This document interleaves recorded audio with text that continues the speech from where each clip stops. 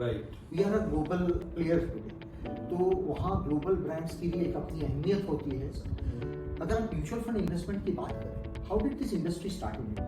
From unit trust of India, unit trust.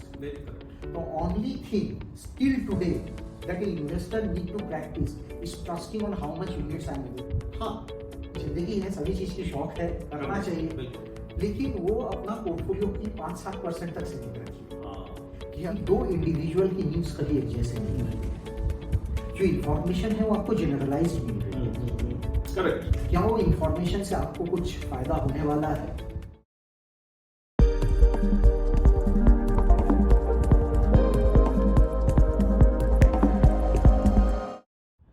आज मैं आपका इंट्रोड्यूस कराता हूं अर्जुन चौधरी जी से। अर्जुन चौधरी अपने आप में एक हस्ती हैं। 25 वर्षों से तकरीबन डिफरेंट इंडस्ट्री में काम किया, उसमें से बड़ा पार्ट इन्होंने म्यूचुअल फंड इंडस्ट्री को दिया है। आज के डेट में Arjun Chaudhary PGIM mutual fund के डायरेक्टर जोनल हेड हैं नॉर्थ और ईस्ट के। तो आज इनसे सुनते हैं इनकी बात।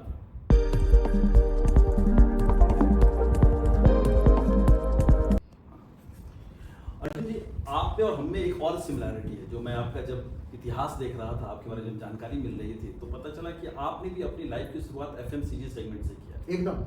और मैंने फार्मा से किया, क्योंकि शुरुआत के दिनों में जिस वक्त हम लोग ग्रेजुएट किए थे, मैनेजमेंट किया था, तो उस वक्त निश्चित रूप से फाइनेंस मार्केट उतना ओपन भारत में नहीं हुआ था। Am I right? एकदम। लेकिन मिश्रा जी, एक चीज है, आप अगर FMCG कहें या फार्मा कहें, आई वुड से कि एक क्रेडल सेल्स की। जी जी जी। क्योंकि FMCG में काम करने से या फार्मा इंडस्ट्री में रहने से आपको जो सेल्स की जो नॉलेज मिलती है, क्योंकि the basic crux of sales remain same everywhere. Very true. And it makes you उतना ही मेंटल एजाइल, फिजिकल एजाइल, जो चीज़ बहुत ज़रूरी होती है एक सेल्स पर्सन के लिए। आई फील बेस्ट ट्रेनिंग वहीं से मिलती है। आज भी मेरी जो मेन मंत्र है सेल्स का, मुझे वो सीख अपनी शायद पहली या दूसरे दिन जब मैंने FMCG में कोलगेट पामोलिव ज्वाइन किया था, उसकी शायद फर्स्ट या सेकंड डे में ही मुझे मिला हुआ था कि जो दिखता है वो दिखता है। और आज भी अगर अपने फंड इंडस्ट्री में ही देखिए, you have so many options, लेकिन किसी के साथ काम तभी आप जुड़कर करते हो जहाँ वो कंफर्ट हो, जिससे आप मिल रहे हो, बातें कर रहे हो। मार्केट की अपनी साइकिल रहती है, फंड परफॉर्मेंस की अपनी साइकिल रहती है, लेकिन वो बंदा या बंदी जो आपके सामने आकर उसको एक्सप्लेन कर रहा हो, या अच्छा हो रहा है तो क्यों हो रहा है, उतनी आपकी जो एक्सपेक्टेशन थी उसके अनुरूप नहीं हो पा रही है वो, तो क्यों नहीं हो पा रही है, आप भी वहाँ अजीब कंफर्ट फील करते हो। एंड वही क्लाइंट की और आपके इन्वेस्टर्स की इन्वेस्टमेंट आप इंटरेस्ट करते हो। वेरी करेक्ट अर्जुन जी, आपने सही कहा कि जो दिखता है वो बिकता है। तो दिखते रहना सबसे जरूरी है, सबसे इम्पोर्टेंट। आपके पूरे फाइनेंस इंडस्ट्री PGIM को भी हुए तकरीबन आपके 10 साल होने जा रहा है। As PGIM अगर आप देखें, जी जी, we are working as PGIM India Asset Management from mid of 2019. Correct. हालांकि PGIM की प्रेजेंस इंडिया में करीबन 14 साल की है। जब प्राइमरिका के तौर पर आई, फिर DHFL प्राइमरिका, अलग अलग रूप में। फिर जब DHFL क्राइसिस हुआ तो जो पेरेंटेज है हमारी, उनको भी मौका मिला कि फुल फ्लेजेड इंडिया में अपनी सही पहचान के साथ 100% के साथ और अपने सही नाम, सही पहचान के साथ अपना फुटप्रिंट बनाए। So that was mid 2019।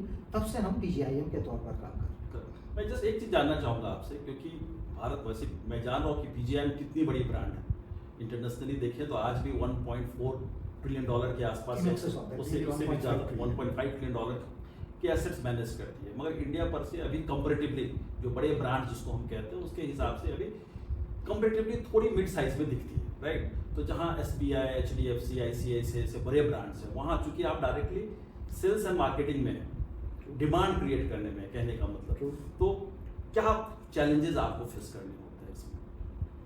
आपकी बात एकदम जायज़ है मिश्रा जी, क्योंकि जो नाम आपने लिया तो ये सब तो जेनरिक नेम बन गए हैं। मीन्स काफ़ी दिग्गज हस्तियाँ भी हैं उनके साथ, और ये ब्रांड्स भी काफ़ी हाउस होल्ड में पॉपुलर है। लेकिन एक चीज़ ये है कि आज हम एज ए इकोनॉमी खाली भारतवर्ष पर सीमित रहे नहीं। Right. We are a global player today, तो वहाँ ग्लोबल ब्रांड्स की भी एक अपनी अहमियत होती है। और जो चीज़ मिश्रा जी, मैं इस इंडस्ट्री में, म्यूचुअल फंड इंडस्ट्री में शुरुआत मेरी 2006 से हुई है, तो तब हम लोग कहते थे कि ये सेकुलर ग्रोथ इंडिया की जो है शायद दूसरे देशों में जितनी कुछ चीज़ें हो रही है, जो इंसिडेंट्स हो रही हैं, जो आई वुड से कहीं कोई फाइनेंशियल क्राइसिस हो गया, कहीं वार हो गया, शायद हमारी जो इनिशियल स्टेज थी वहाँ उतनी फर्क नहीं पड़ा। इम्पैक्ट नहीं आता था। But today we are the 4th largest Very economy true. By in terms of GDP. उसमें अगर आप देखो और ग्लोबल ब्रांड लाइक पीजिन, मैं यहाँ आपको बताना चाहूँगा this February we completed 150 years of existence wonderful. As Prudential global investment managers. तो ये 150 साल की जो एक्सपीरियंस है, जो तजुर्बा है, ये एक अलग किस्म की पेडिग्री क्रिएट करती है सर ब्रांड में। राइट। और आज कोई इन्वेस्टर्स भी हमारे साथ जब जुड़ रहे हैं, खाली पीजिन के साथ नहीं जुड़ रहे हैं, पीजिन जो 150 साल की तजुर्बा अपने साथ कैरी करता है उसके साथ जुड़ रहे हैं। Second, including India, we are present in around 20 different countries across the world right. And have a pool of 1400 investment professionals. और ये 1400 investment professionals at least once a month they have their con calls and all where they exchange ideas, even our Indian team participate। तो कोई भी investment decision लेने के पहले सही जानकारी के साथ डिसीजन लेनी पड़ती है, क्योंकि टुडे यू नो कि ट्रम्प साहब भी क्या कह रहे हैं उस पर भी इफेक्ट आती है, और हमारे पड़ोस से मुनीर साहब क्या कर रहे हैं, मिसाइल छोड़ रहे हैं या नहीं छोड़ रहे हैं, उस पर भी हमारी फाइनेंशियल मार्केट पर इफेक्ट आ जाती है एंड अपनी इन्वेस्टमेंट पर इफेक्ट आ जाती है। तो जब आपके पास एक बैकेट में 1400 इन्वेस्टमेंट प्रोफेशनल्स की पूल हो, तो you get to make most informed investment decisions. Very true. So जो हमारी इंडिया में जो फंड मैनेजमेंट टीम है, उनके लिए भी ये एक बहुत बड़ी एनेबलर है, जो उन्हें भी given global standards, not only standards but global I would say the stories that are unfolding globally, उसके हिसाब से उसका क्या इम्पैक्ट है, उसका क्या इम्पैक्ट है। दूसरा चीज, हमारे कुछ ग्लोबल फंड्स भी हैं जी, जिसमें भी जो मैनेज हो रहा है बाहर से ही, पर यहाँ फंड ऑफ फंड के तौर पर हम लोग उसको रन कराते हैं and you get an exposure into global market. क्योंकि ये बात तो तय है, हालांकि एज ए इक्विटी मार्केट हम लोग बहुत ग्रो किए हैं पिछले कुछ सालों में, बट ग्लोबली अभी भी मार्केट कैपिटलाइजेशन के तौर पर देखा जाए तो हम लोग 3-3.5% इंडिया में होल्ड करते हैं, बहुत छोटे हैं, and you get more than 95% exposure of global equities outside India. Correct, very true. दूसरी चीज है, जितनी भी इनोवेशंस हैं मिश्रा जी, ये अनफॉर्चुनेट हमारी इंडियन इकोनॉमी के लिए है कि इनोवेटर्स के तौर पर हमारी कंपनी पहचान नहीं। आज हम आप बात करते हैं तो एआई की बात आ ही जाती है, बहुत सारी इसमें डेवलपमेंटल वर्क हो रही है, एआई जिंदगी की चारों तरफ हमारी आ गई है। हम सेमीकंडक्टर्स, माइक्रोचिप्स की बात करते हैं, जहां हमारी एस्पिरेशंस है इंडिया में उसकी बनाने, लाइफलाइन हो चुकी है, वो लाइफलाइन हो चुकी है, but Taiwan and other countries जहां ये हब बन चुका है ये सब मैन्युफैक्चरिंग का, तो इस पर भी आपको proper exposure as an investor, ये सब फंड्स में इन्वेस्ट कर, जो ये कंपनियों में इन्वेस्ट करती है globally, and our Indian investors may also get a flavour of this particular investments or this particular opportunities by investing into our global funds। तो डोमेस्टिक फंड में बहुत अच्छी इन्फॉर्म डिसीजंस हम लोग ले सकते हैं based on a global perspective, उसके हिसाब से। साथ ही साथ पीजिम से हम एक ग्लोबल अलग अलग जो इमर्जिंग मार्केट फंड हो या ग्लोबल इक्विटी फंड हो, उससे अपने इन्वेस्टर्स को एक ग्लोबल इक्विटीज की फ्लेवर भी हम प्रोवाइड कर सकते हैं। बहुत बढ़िया अमित जी। अमित जी, ये तो आपके फंड हाउस को, अर्जुन जी, ये तो बात थी कि आपके ओवरऑल पीजीआईएम की तरीके से, मगर जो एक और इम्पॉर्टेंट एस्पेक्ट जो हम लोग पिछले कुछ वर्षों में देख रहे हैं, जिस तरह से चीज़ें आ रही है पोस्ट कोविड, जो एक इन्वेस्टर है उसके एक्सपेक्टेशन बदल रहे हैं कि पिछले अगर देखेंगे 3-4 सालों में कुछ फेज 1 वे रहा, फिर वोलाटाइल फेज आया, मगर इन्वेस्टर्स के जो एक्सपेक्टेशन है, जिससे हम लोग हर रोज नज़दीक से देख रहे हैं, उनसे एक कह सकते हैं कि कभी कभी आग्रह दुराग्रह की तरह भी लगता है। उसको टैकल करने के लिए, उसको उनकी बातों को समझने के लिए कभी कभी क्या होता है कि बहुत अच्छा भी कर जाना अच्छा नहीं होता, क्योंकि एक्सपेक्टेशन आपने बिल्ड कर दिया, उसके बाद आप अच्छा भी कर रहे हो तो भी लगता है कि अच्छा नहीं हो रहा, राइट? तो उसको लेके आप लोग, आपकी क्या थॉट प्रोसेस है इसमें? मैं ज़्यादातर अपना 20 साल का तजुर्बा कोट करना चाहूँगा, क्योंकि मेरी भी जब एंट्री हुई थी इंडस्ट्री में 2006 की वो मुहूर्त थी, और अगर आप देखिए ज़्यादा से ज़्यादा इन्वेस्टर तभी से जुड़ना चालू हुए, तो इसके बाद हमने 2008 देखा, हमने फिर भारतवर्ष में वो 2011 से लेकर 14 तक की पीरियड फेज देखा, तो ग्लोबल फाइनेंशियल क्राइसिस हो गई, डोमेस्टिक क्राइसिस हो गई, साथ ही साथ काफ़ी सारे टेररिस्ट अटैक वगैरह भी बीच में हुए, वो सब भी हम लोगों ने देखा, फिर कोविड देखा, जो कि अपने आप once in a lifetime sort of experience हम सभी के लिए थी, लाइफ चेंजिंग एक्सपीरियंस। बहुतों की बहुत ख़राब उससे एक्सपीरियंसेस भी रही, हमने अपने नियर एंड डियर्स वन को खोए हैं उसमें। तो ये सब देखते हुए अगर आप एक चीज़ देखिए, इन्वेस्टमेंट अपने तौर पर अपने हिसाब से चलते रहती है। ये सब एक्सटर्नल फैक्टर्स ये एक्चुअली वो 100 कौरव जैसे होते हैं जो हमारी वो ब्रेन जो है उस पर हावी हो जाते हैं। लेकिन हमें मिश्रा जी यहाँ अपने वो जो 5 इंद्रिय हैं उन्हीं पर सबसे ज़्यादा भरोसा रखना चाहिए, क्योंकि यहाँ एक सिंपल मंत्र है, कंट्रोल द कंट्रोलेबल्स। जो चीज़ पर आपकी कोई कंट्रोल नहीं है उस पर अगर आप बहुत ज़्यादा सोच विचार करें, हाँ इंटेलेक्चुअली अच्छा लगेगा, फायदा होगा क्या, कंफ्यूजन बढ़ेगी। तो वही हो रहा है, वही मैक्सिमम टाइम हो जाता है। आप हिस्टोरिकली अगर हमारे भारतवर्ष में भी आज एटलीस्ट लास्ट 30 ईयर की डेटा मौजूद है, एंड 2006 से आज 2025 में 2005-6 से जब ज़्यादा से ज़्यादा इन्वेस्टर इक्विटी साइड में इंक्लाइन हुए, इक्विटी इन्वेस्टमेंट में आए, ये 20 साल के भी टोटल डेटा ले लीजिए, काफ़ी सारे, अभी 2-3 के बारे में तो हम लोगों ने ही बात किया, बहुत सारे इवेंट्स हुए, बहुत सारे कुछ हुए, लेकिन based on investors risk appetite, जैसे आप जैसे एडवाइजर्स पोर्टफोलियोज क्रिएट करते हैं, 12 से 15% का रिटर्न कहीं नहीं किया over a longer period of time. The point is हमें हर वक्त क्विक मनी की जरूरत होती है, लेकिन वो बनना, अदरवाइज क्विक मनी बनना उतना अगर जरूरी होता तो ग्लोबल प्रॉपर्टी तो रहती नहीं इतनी हद तक, और हमारे भारतवर्ष में भी इस हद तक प्रॉपर्टी गरीबी रहती नहीं। सो अगर हम लोग प्लेन वैनिला सिंपल तरीके से अपने इन्वेस्टमेंट को सोचे, देखे, कंट्रोल द कंट्रोलेबल, और ट्रम्प्स आपका काम करने दीजिए। यहाँ डोमेस्टिकली जो हो रहा है, जो भी पॉलिटिकल पार्टी पावर में रहे, कोई भी अपना देश का खराब हो वैसा तो चाहेगा नहीं, सबके तरीके अलग हो सकते हैं, लेकिन उसमें ही फंड मैनेजर को आप उनका काम करने दीजिए शांति से। और एक चीज़ तो कहती हैं हम लोग मिश्रा जी की, इन्वेस्टमेंट की जो ये मूल मंत्र है दैट इज कंपाउंडिंग, और कंपाउंडिंग में सबसे इंपॉर्टेंट फैक्टर होता है वो टू दी पावर एन या टू दी पावर टी। आप कभी एन से या कभी टी से वो टाइम को तभी होगा डिनोट करते हो। इन्वेस्ट एंड रिमेन इन्वेस्टेड, एक डिसिप्लिन की तरह इन्वेस्टमेंट करते जाइए और remain invested, keep your investments at time.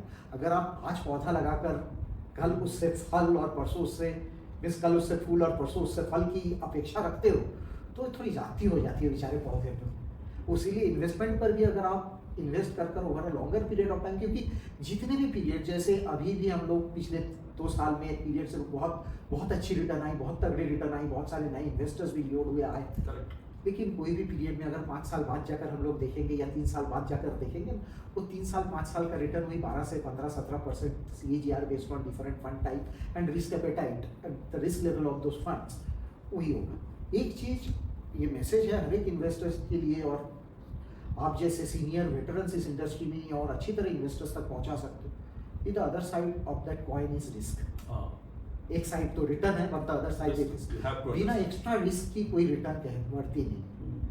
और जो ये मार्केट में बोथ साइड से जब बहुत ज़्यादा बुल रन भी रहता है और बहुत ज़्यादा नेगेटिव सेंटीमेंट भी रहती है, दोनों side is like boiling water. You can not see your reflection in boiling water. Reflection, पानी जब स्थिर रहती है तभी आप देख सकते हो, तो तब सही चित्र आपको कभी नजर नहीं आएगा दोनों साइड पे। पर over a period of time पानी अपने आप स्थिर हो जाएगी और उसमें आपको सही छवि दिखेगी अपनी इन्वेस्टमेंट की और अपने फिनेंशियल हेल्थ की। तो अपने गोल्स पर फोकस रहना इन्वेस्टर के लिए जरूरी है, एंड वो देखना ये गोल मीट करने के लिए मेरी ये डिजायर्ड रिटर्न एक्सपेक्टेशन थी जो आप जैसे एडवाइजर के साथ उन्होंने बैठकर तय किया था, और उसको अगर हम लोग ठीक से अचीव कर पा रहे हैं, plain and simple the job is done.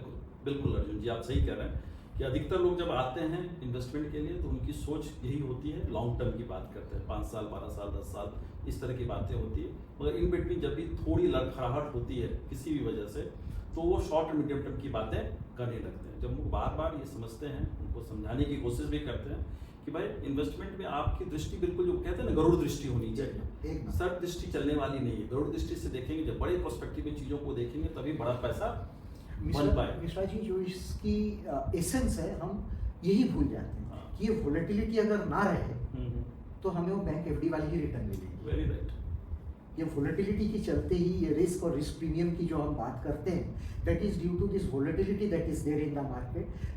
कभी एक बहुत तेजी की फेज रहेगी, कभी थोड़ी मंदी की फेज रहेगी, कभी फ्लैटिश फेज रहेगी, एंड ये 5-7 साल की एक इकोनॉमिक साइकिल रहती है जो इस पीरियड में मार्केट सब कुछ दिखा देगी इन्वेस्टर्स को। यहाँ पेशेंस इस तरह की कि आप अगर पेशेंस से धैर्य बनाए रखे, अपना गोल पर वो मछली की आंख जैसे आपका नाम ही वहाँ अगर फोकस्ड हो तो जी आपका जो डिजायर्ड ऑब्जेक्टिव मीट करना है उससे आपको कहीं कोई चुका नहीं पाएगा, वो आप डेफिनेटली अचीव कर पाओगे। तो आपकी अर्जुन जी आपकी ये संदेश की मछली की आंख पे नजर टिकाए रखो, मछली की आंख पे नजर टिकाए रखो। मछली की आंख है आपकी जो एस्पिरेशन, आपकी जो गोल के लिए आपने इन्वेस्ट करना चालू किया था, आपकी जो डिजायर्ड रिटर्न एक्सपेक्टेशन थी वो मीट हो रही है क्या, ये आप देख लो। ऑफ कोर्स आप सही कह रहे हो, और साथ में अपने रिस्क को भी समझ लोगे, इन बिटवीन क्या क्या पॉसिबिलिटी। सबसे इम्पोर्टेंट चीज, सबसे इम्पोर्टेंट चीज, क्योंकि हर वक्त रिटर्न अच्छा चीज किसको नहीं अच्छा लगता है, लेकिन every good thing comes with a bit of cost. Correct. Here it is risk. That's right. So as So we have to go through that volatility risk. Exactly. We have to Exactly. pass through that volatility risk.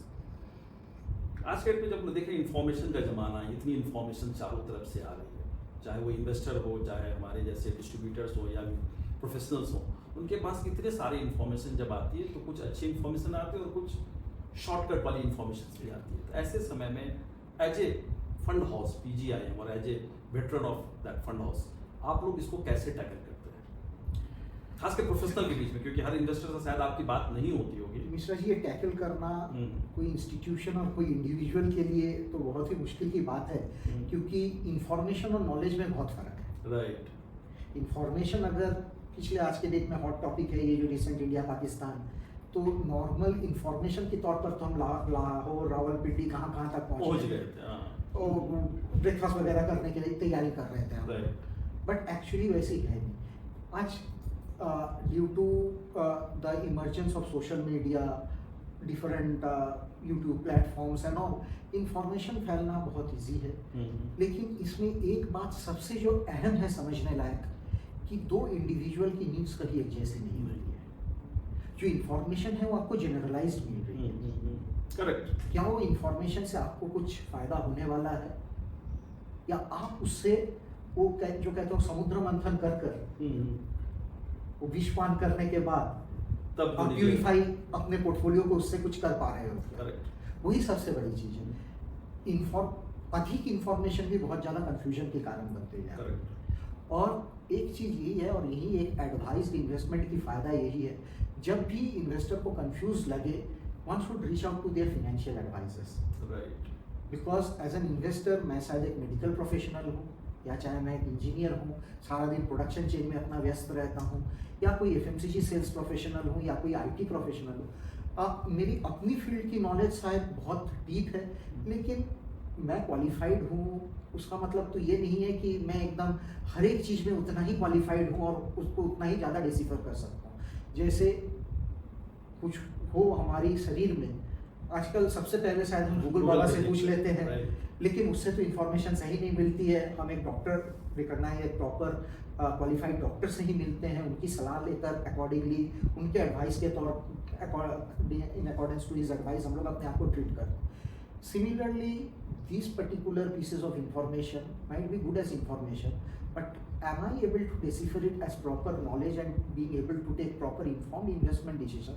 उसके लिए एक financial adviser के साथ बैठकर अपनी जो दुविधाएं हैं, क्योंकि हम सब बायस ह्यूमन बीइंग्स है, बायसेस के शिकार हैं, वो रिसेंसी बायस हो या एंकरिंग बायस हो, हम इन्फ्लुएंस्ड हो ही जाते हैं, because we are human beings. अगर ह्यूमन रोबोट बन जाएंगे तो अगर वो बायसेस ना रहे, तो it's better to discuss it with somebody, obviously a neutral third party, as your financial advisor, and then analyse the situation. एक बार भी ये नहीं कह रहा हूँ कि जितने भी इंफॉर्मेशन आ रहे हैं सब करा रहे हैं, because it's a dynamic world, बहुत सारी चीजें चेंज हो रही है। अच्छा, उससे मैं अपने पोर्टफोलियो को अलाइन कर पा रहा हूँ क्या, और बहुत सारी नॉइज भी रहती है, कि वो नॉइज को इग्नोर कर मैं अपने आप कैसे फोकस्ड रहूँ, वही मछली की आंख पर कैसे मैं अपना दिमाग को फोकस रख पाऊँ, वही सबसे इम्पोर्टेंट चीज। बहुत सही बात कर अर्जुन जी आपने, कि किस तरह से आपके पास जो इन्फॉर्मेशन भी आती है उसको भी जानने के लिए, इन्फॉर्मेशन एनालाइज करने के लिए प्रोफेशनल की जरूरत है आपको, तो आप उस इन्फॉर्मेशन को अपने पास आए तो फॉरवर्ड कर दीजिए, प्रोफेशनल से पूछ लीजिए भाई इस इन्फॉर्मेशन पे कुछ करना है, that is the best possible way.